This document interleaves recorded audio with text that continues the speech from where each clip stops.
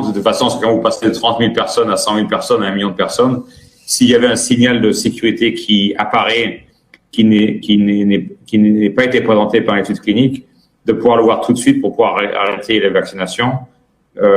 C'est toujours ce problème-là, c'est-à-dire si vous voulez des données scientifiques parfaites de 10 ans de recul de sécurité, mais il faut attendre 10 ans. Il n'y a pas de miracle. Et donc, c'est une question je dirais de risk-reward. C'est bien sûr une décision personnelle.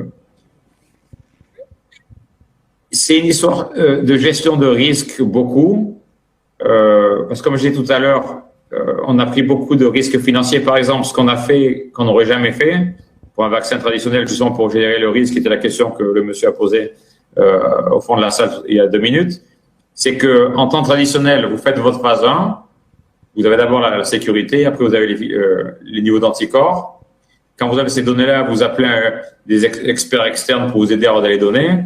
Vous allez voir la FDA, vous allez vous mettre d'accord sur le design de la phase 2. Et quand vous êtes d'accord avec la FDA, vous allez produire votre lot de phase 2. Et ça prend des mois et des mois et des mois. Qu'est-ce qu'on a fait cette fois-ci? Alors que la phase 1 n'avait pas démarré, à doser des hommes et des femmes à Seattle, on est allé voir la FDA, on leur a dit voici le design de la phase 2, est-ce que vous êtes d'accord? Ils nous ont dit on est d'accord. On dit on va démarrer la phase 2 avec votre accord quand on a les données de sécurité de la phase 1. On va pas attendre les données d'anticorps. Si on a la sécurité, c'est donc on pense qu'on ne prendra pas de risque de sécurité sur les gens de la phase 2, mais ça sera peut-être du temps perdu et de l'argent perdu. Parce qu'il faut bien sûr payer cette étude de phase 2, ça vous fait 20 à 30 millions de dollars. Il faut payer le matériel. Et dès qu'on a eu le OK, avant qu'on ait eu le OK, on a commencé à fabriquer le matériel parce que le matériel devenait le chemin critique du démarrage de la phase 2.